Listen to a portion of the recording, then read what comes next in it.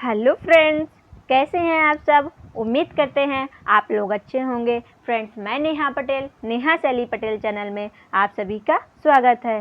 Friends, जैसा कि आप लोगों को पता होगा, आज आपकी मैथ की क्लास लाइव हुई थी, जिसमें काफ़ी सारे स्टूडेंट आपके लाइव आए हुए थे। तो ज़्यादा से ज़्यादा संख्या में आप लोग लाइव आकर देखिएगा। चलिए फ्रेंड्स, आज मैं आप सबके लिए जो आपके यूपी टेट के सीडीपी की सीरीज़ चल रही थी, उसको मैं फिर से लेके आई हूँ।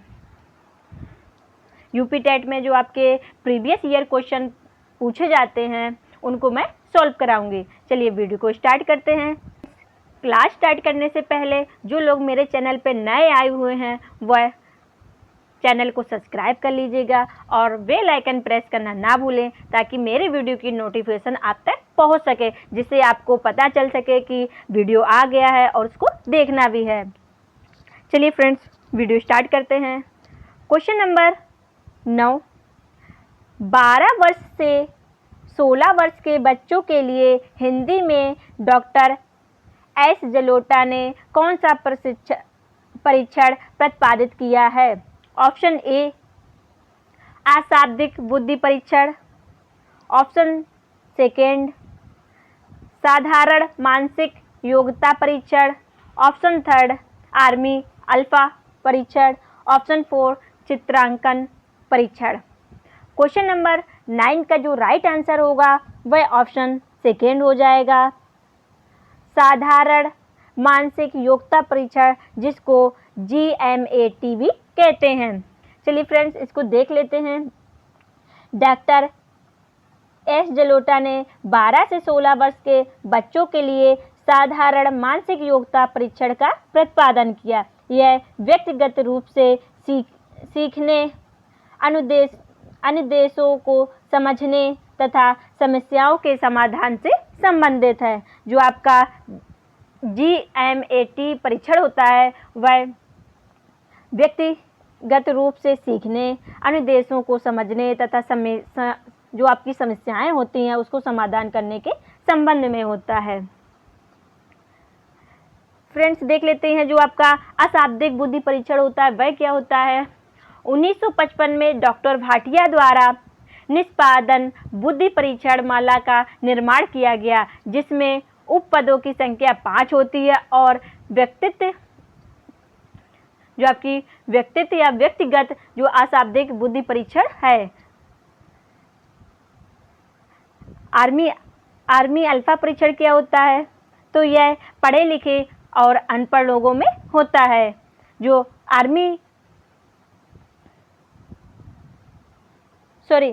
आपका आर्मी अल्फा परीक्षण होता है वह पढ़े लिखे व्यक्तियों के लिए परीक्षण होता है, और जो आर्मी बीटा परीक्षण होता है वह पढ़े लिखे प्लस आपके अनपढ़ लोगों के लिए होता है। जो आर्मी अल्फा परीक्षण है, वह आर्मी अल्फा परीक्षण जो होता है वह सामूहिक शाब्दिक बुद्धि परीक्षण कहलाता है, जो आपके पढ़े लिखे लोगों के लिए होता है।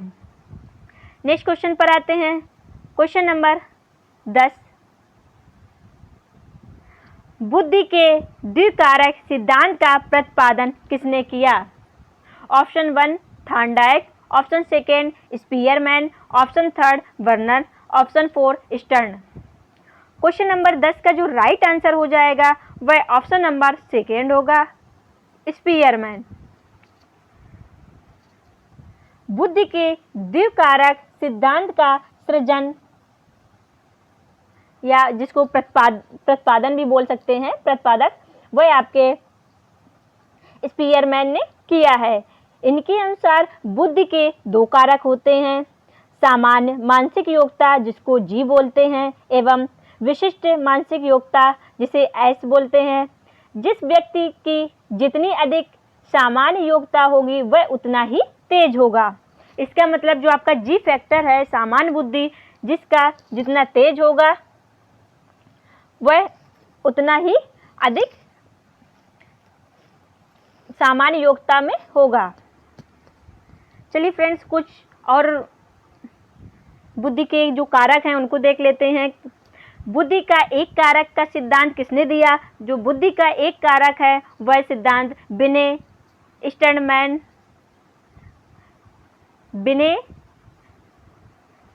स्टैंड और टरमैन ने दिया। ये 3 वैज्ञानिक हैं आपके जो बुद्धि के एक कारक का सिद्धांत जिन्होंने किया।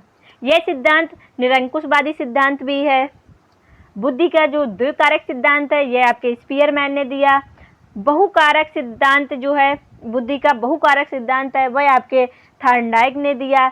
बहुकारक सिद्धांत जो होता है उसको कई और नामों से भी जाना जाता है, जैसे आपका बालू का सिद्धांत, परमाणुवादी सिद्धांत, ये सब आपके बहुकारक सिद्धांत के अन्य नाम हो गए। समूह कारक सिद्धांत आपका थर्स्टन एंड कैली ने दिया, जिसमें 7 कारक होते हैं। त्रिआयामी सिद्धांत जो कि 3D सिद्धांत कहलाता है, इसको JP गिलफोर्ड ने दिया। बुद्धि का और बुद्धि खा का सिद्धांत किसने दिया? तो बुद्धि का और बुद्धि खा का सिद्धांत आपके हैब ने दिया। चलिए फ्रेंड्स, नेक्स्ट क्वेश्चन पर आते हैं। क्वेश्चन नंबर 11,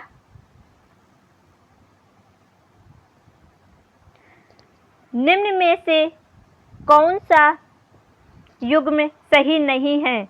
आपको इसमें बताना है कौन सा युग्म सही नहीं है। ऑप्शन ए, सीखने का उद्दीपक अनुक्रिया सिद्धांत जो कि आपके थॉर्नडाइक ने दिया। ऑप्शन सेकेंड, सीखने का क्रिया प्रसूद अनुबंधन सिद्धांत जो कि BF स्किनर ने दिया। ऑप्शन थर्ड, सीखने का क्लासिकल सिद्धांत जो कि पावलोव ने दिया। ऑप्शन 4, सीखने का समरक सिद्धांत जो कि हल ने दिया।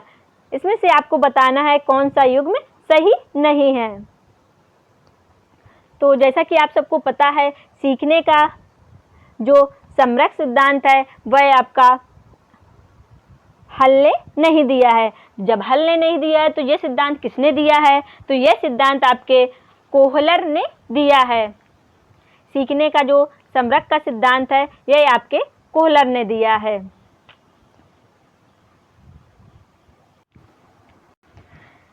चलिए फ्रेंड्स, और भी देख लेते थॉर्नडाइक के कौन कौन से सिद्धांत है।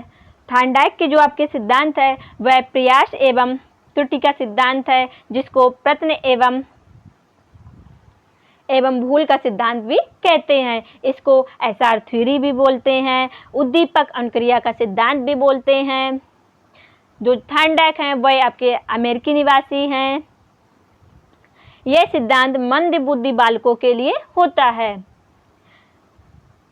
थॉर्नडाइक ने प्रयोग किस पर किया था?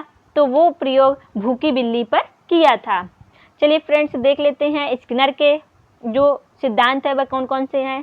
तो स्किनर के सिद्धांत आपके क्रिया प्रसूत अनुबंधन का सिद्धांत, सक्रिय क्रिया प्रसूत का सिद्धांत, ऑपरेंट कंडीशनिंग थ्योरी, जिसे पुनर्बलन का सिद्धांत भी कहते हैं।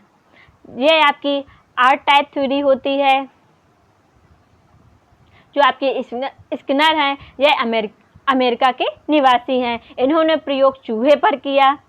जो आपके पुनर्बलन है यह 2 प्रकार का होता है। एक आपका पॉजिटिव पुनर्बलन होता है, एक आपका निगेटिव पुनर्बलन होता है। जो पॉजिटिव पुनर्बलन है उसमें पुरस्कार, प्रशंसा इत्यादि होता है। जो नेगेटिव पुनर्बलन है उसमें अप्रशंसा, निंदा इत्यादि होता है। क्रिया प्रसूत अनुबंधन का जो दूसरा नाम है, जो बहुत ही एग्जाम में पूछा जाता है, क्रिया प्रसूत अनुबंधन का अन्य दूसरा नाम क्या है? तो वह आपका निमैतिक अनुबंधन सिद्धांत है। नेक्स्ट आपके आते हैं पावलोव। पावलोव जी ने कौन कौन से सिद्धांत दिए, चलिए उसको भी देख लेते हैं। पावलोव का शास्त्रीय क्रिया अनुबंधन का सिद्धांत है, जिसे संबद्ध प्रतिक्रिया सिद्धांत भी कहते हैं। इसे अनुकूलित अनुक्रिया का सिद्धांत भी कहते हैं। इसे परंपरागत सीखने का सिद्धांत भी कहते हैं। क्लासिकल कंडीशनिंग थ्योरी भी कहते हैं इसको। जो पावलोव जी हैं ये आपके रूस के निवासी हैं। इनको जो नोबेल पुरस्कार मिला था वह 1904 में मिला था। यह सिद्धांत S टाइप थ्योरी है। जो आपकी एस आर थ्योरी है वह थॉर्नडाइक की है, जो आपकी आर थ्योरी है वह आपके स्किनर की है, जो एस टाइप थ्योरी है वह आपके पार्लाउ की है। पार्लाउ ने जो प्रयोग किया था वह कुत्ते की निकलने वाली लार पर प्रयोग किया था। नेक्स्ट आपका आता है वह है सूच का सिद्धांत, जिसको समरक का सिद्धांत भी कहते हैं, अंतर्दृष्टि का सिद्धांत भी कहते हैं। यह आप सिद्धांत गेस्टाल्टवादियों ने दिया था, जो कि जर्मन के थे। इन्होंने प्रयोग किस पर किया था? इन्होंने प्रयोग सुल्तान नामक चिंपैंजी पर किया था। इसमें गेस्टाल्टवादियों में आपके वर्दीमर, कोप्ता, कोहलर, तो यह सिद्धांत आपके कोहलर ने दिया था। नेक्स्ट क्वेश्चन पर आते हैं, क्वेश्चन नंबर 12। क्वेश्चन नंबर 12 देख लेते हैं। इनमें से किसका नाम सुजनन शास्त्र के पिता से जुड़ा हुआ है? चलिए, option A crow and crow, option second Galton, option third Ross, option 4 Woodworth. Question number 12 का जो राइट आंसर होगा वह ऑप्शन नंबर सेकेंड हो जाएगा, गाल्टन। गाल्टन जो हैं वह आपके फ्रांस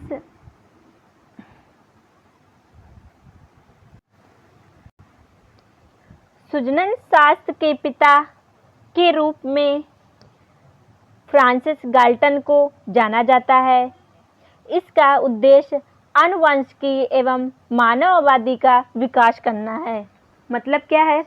गाल्टन ने एक पीढ़ी से दूसरी पीढ़ी में होने वाले हस्तांतरित गुणों को सिर्फ माता पिता से ही नहीं बल्कि अनेक पूर्वजों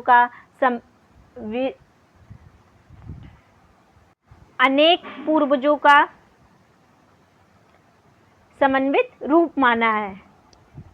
इनका मतलब क्या है कि एक पीढ़ी से दूसरी पीढ़ी में होने वाले जो हस्तांतरित गुण होते हैं वह सिर्फ माता पिता से ही नहीं बल्कि उनके जो पूर्वज रह चुके हैं पीढ़ी दर पीढ़ी, उनसे भी आपके जो गुण आ सकते हैं वह होते हैं।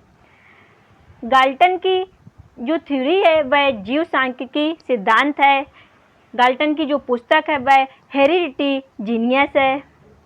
चलिए फ्रेंड्स, नेक्स्ट क्वेश्चन पर आते हैं, क्वेश्चन नंबर 13।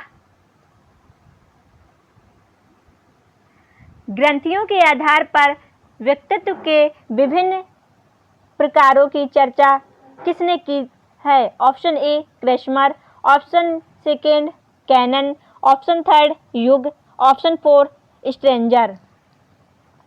क्वेश्चन नंबर 13 का जो राइट आंसर है वह ऑप्शन नंबर 1 है, क्रेस्मर। जो क्रेस्मर हैं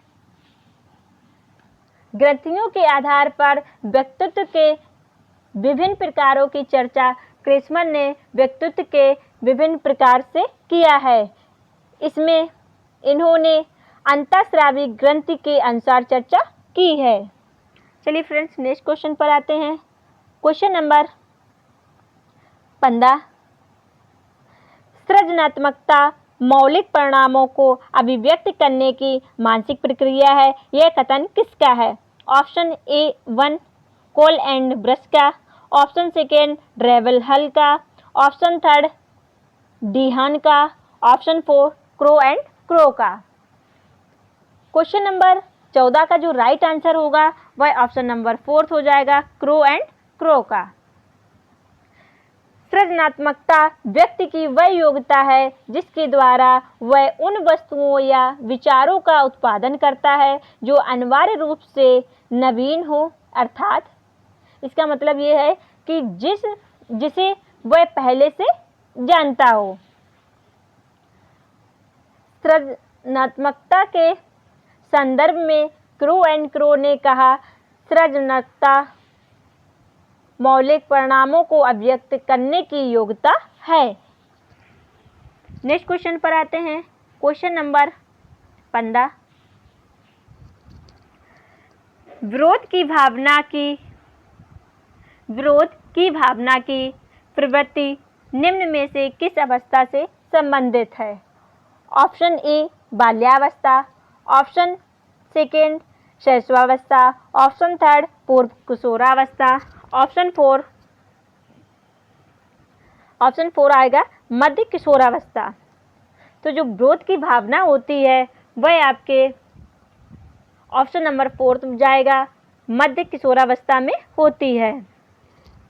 किशोरावस्था में आपकी बहुत सी भावनाएं आती हैं, प्रवृत्तियां होने लगती हैं, जैसे एज ऑफ ब्यूटी भी किशोरावस्था को बोलते हैं, डे ड्रीमिंग भी बोलते हैं, और बसंत ऋतु भी किशोरावस्था की जो अवस्था है, स्वर्णकाल भी बोलते हैं, सुनहरी अवस्था एज ऑफ ब्यूटी भी बोलते हैं किशोरावस्था को। तो ये आपके विरोध की जो भावना है वह मध्य किशोरावस्था से संबंधित है। प्रसिद्ध मनोवैज्ञानिक जीन पियाजे के अनुसार विद्रोह की भावना मध्य किशोरावस्था में होती है, जो कि इनके अनुसार, जीन पियाजे के अनुसार 13 से 15 वर्ष तक माना जाता है। जो आपकी किशोरावस्था है वह आपकी 12 से 18 वर्ष होती है। वह जो जीन पियाजे जी मानते हैं मध्य किशोरावस्था, वह आपकी 13 से 15 वर्ष तक मानी जाती है। फ्रेंड्स, अगर आप सबको ये वीडियो अच्छा लगा हो तो प्लीज़ लाइक और शेयर कर दीजिएगा। जिन लोगों ने मेरा चैनल अभी तक सब्सक्राइब नहीं किया है वो लोग सब्सक्राइब करके बेल आइकन प्रेस ऑन करना ना भूलें, ताकि मेरे वीडियो की नोटिफिकेशन आपको मिलती रहे। मिलते हैं फ्रेंड्स नेक्स्ट वीडियो में। Thank you.